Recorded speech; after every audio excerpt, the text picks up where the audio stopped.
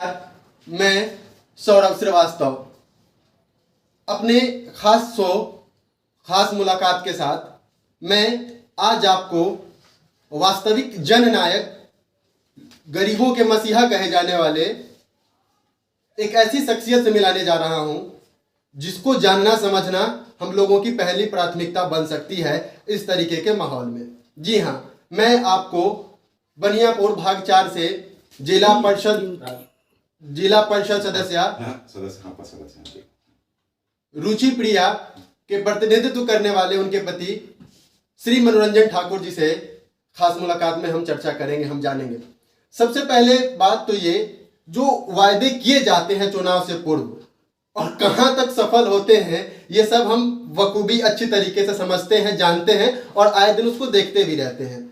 और ऐसे में अभी चुनाव नतीजों के सिर्फ 3 महीने भी नहीं हुए हैं, बावजूद उसके लोगों में एक उत्साह है, लोगों में एक खुशी की लहर है। वो क्यों है, वो मैं अभी आपको अपने शो के दौरान बताऊंगा।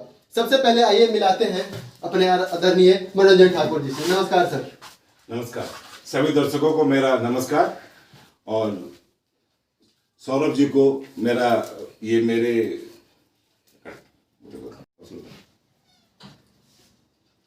अपना प्रदेश के सभी दर्शकों को मेरा नमस्कार।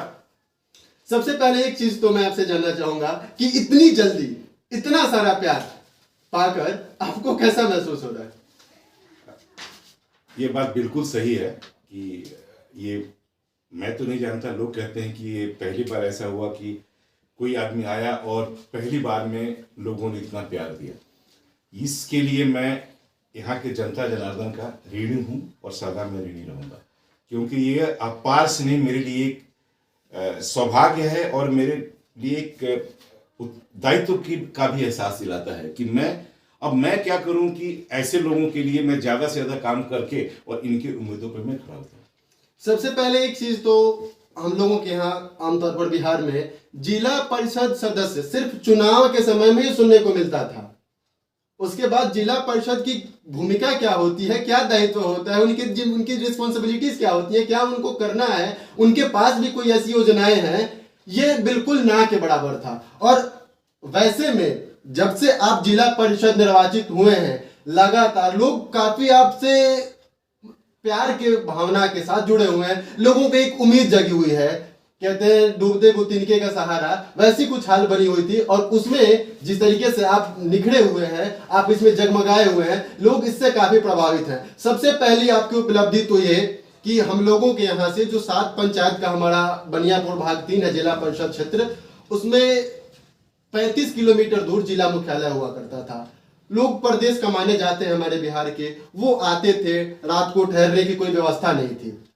इस पर आपने चोट करी और इसके ऊपर आपने ये योजना शुरू करी, जो अभी हाल ही में 25 मार्च से आज ही के दिन से योजना शुरू हुई है कि अगर कोई ठहर रहा है या फिर कोई गया है छपरा जिला मुख्यालय किसी कारणवश किसी काम को लेकर, और वहां उसको रहने में कठिनाई हो रही है, बस की कोई दिक्कत असुविधा हो रही है, तो आपने उसको एक गेस्ट हाउस के रूप में मुहैया कराया कि आपको एक नियत स्थान मिल जाएगा। ये योजना आपने जो थी वो चुनाव के पहले वादे किए थे कि मैं आपको ऐसे करूंगा। इसको अभी पटल पर रख के, इसको चरितार्थ करके कैसी अनुभूति प्राप्त हो रही है? काफी अच्छा लग रहा है, क्योंकि राजनीतिक में हम आए ही हैं सुचिता के लिए। आप देखेंगे एक जनरल परसेप्शन है कि लोग चुनाव के टाइम में वादे करते हैं, फिर भूल जाते हैं, उसके बाद फिर वो 4 साल के बाद नजर आते हैं। हम लोग राजनीतिक में हमारा जो प्रवेश है वो हमारी इच्छा और शौक से था। हमारे लिए राजनीतिक में आना कोई मजबूरी नहीं थी, नहीं मेरे पीछे वो अपने आप में एक बड़ी बात है। तो मेरे विचार में जब लोगों का इतना प्यार सहयोग साथ लगातार मिलते जा रहा है, क्या आप जैसी योजनाएं, अभी 3 योजनाएं आपने, बहुत बड़ी योजनाएं, बहुआयामी योजनाएं आपने बताई कि किसी को अगर छपरा में रहने में कठिनाई हो रही तो वो गेस्ट हाउस में रुक सकते हैं। दूसरी चीज कि उनको अगर डॉक्टरी सहायता चाहिए तो बनियापुर में जाकर ले सकते हैं, वो भी MBBS प्रशिक्षित डॉक्टर के द्वारा। तीसरी सबसे बड़ी उपलब्धि जो शिक्षा के लिए है, वो इन्होंने आज ही से शुरू की, यानी कि 25 मार्च कि किसी भी पंचायत के बच्चे इकट्ठा हों और उनको बेहतर से बेहतर शिक्षा के द्वारा शिक्षा दी जाएगी। ये सारी तमाम बड़ी उपलब्धियां हो गई। भविष्य की ऐसी कोई उपलब्धि, ऐसी कोई योजना जिसको आप फिर से पटल पर लाना चाहें या फिर लाएं? ये सरप्राइज है और सरप्राइज बड़ा सुखद होता है। तो बिल्कुल योजनाएं हैं, लेकिन मैं एक ऐसा आदमी हूं जो मैं करने में विश्वास रखता हूं, कहने में नहीं। जब होगी तो जैसे आज सूचित की गई, फिर आपको सूचित की जाएगी और सबको बताया जाएगा। बहुत बहुत धन्यवाद। तो ये थे और सभी दर्शकों को ये थे हमारे माननीय जिला परिषद श्री मनोरंजन ठाकुर जी। आशा करते हैं जिस तरीके से इन्होंने विश्वास दिखाया है, मैं यह आशा करता हूं कि आने वाले समय में बिहार के सर्वश्रेष्ठ जिला परिषद के रूप में इनकी गिनती हो। धन्यवाद। 8th से शुरू होता है, तो मैंने अभी 8th, 9th, 10th ये 3 क्लास के बच्चों के लिए हमने ऐसा व्यवस्था किया है कि हर पंचायत में एक जगह, यदि 10-15 बच्चे, 15 बच्चे करीब इकट्ठा हों और हमें बता दें, जगह हमें बता दें, तो जिस दिन बताएंगे उसके 1 महीने के अंदर हम लोग एक गणित और एक अंग्रेजी का शिक्षक हम लोग भेज करके उनके लिए हम कोचिंग की शुरुआत करा देंगे। ये योजना चालू हो चुकी है और वो भी आज से चालू है। बहुत बड़ी बात कही आपने। एक प्रश्न मेरे मन में लगातार इसे चल रहा है, जैसे आपने बताया कि आपकी पहले राजनीतिक पृष्ठभूमि नहीं थी, वर्तमान में आपका कद मेरे विचार में सारण के सबसे बड़े उभरते सितारे के रूप में, राजनीति सितारे के रूप में हो रही है। आपकी चर्चा जोड़ों पर है, गिनती जोड़ों पर है। क्या आप इसमें भविष्य की राजनीति को समझते हैं? क्या अपना कद भविष्य की राजनीति के लिए देखते हैं? असल में बात यह है कि आपने कुछ योजनाएं लोगों की मदद निजी कोष से करनी शुरू कर डाली है, जिसके लगभग लाखों रुपए प्रति महीने खर्च आ रहे हैं। जैसे लोगों ने बताया है, बनियापुर प्रखंड के लोगों ने, जिला परिषदीय क्षेत्र के लोगों ने जैसा बताया है कि लाखों के खर्च, बड़ी संख्या में लाखों के खर्च आपके निजी कोष से फंडिंग हो रहे हैं। वैसे में ये प्रश्न है मेरा कि क्या आप भविष्य की राजनीति को समझते हैं, देखते हैं? देखिए, हमारा विचार है कि जो जिम्मेदारी जब दी जाए उसको बड़ी ईमानदारी से पूरी की जाए। मैं अभी यहाँ एक जिला परिषद के रूप में मेरे क्षेत्रवासियों ने मुझ पर भरोसा किया और मुझे प्यार दिया है।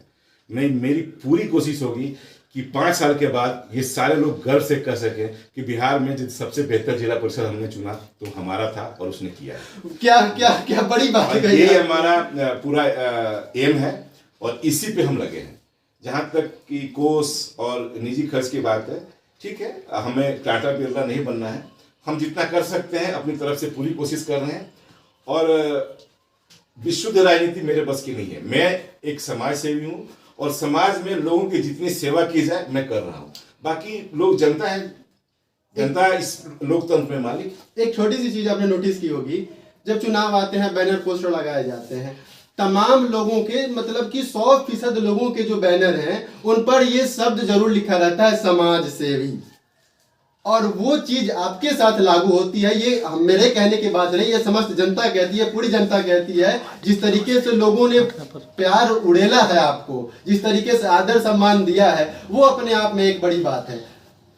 तो मेरे विचार में जब लोगों का इतना प्यार, सहयोग साथ लगातार मिलते जा रहा है, क्या आप जैसी योजनाएं, अभी 3 योजनाएं आपने, बहुत बड़ी योजनाएं, बहुआयामी योजनाएं आपने बताई कि किसी को अगर छपड़ा, आपका वो निःशुल्क इलाज करेंगे और इससे आप अच्छी स्वास्थ्य सुविधा भी आपको मिलेगी और उसके आगे आपका अच्छा इलाज होगा ताकि आप स्वस्थ रहें।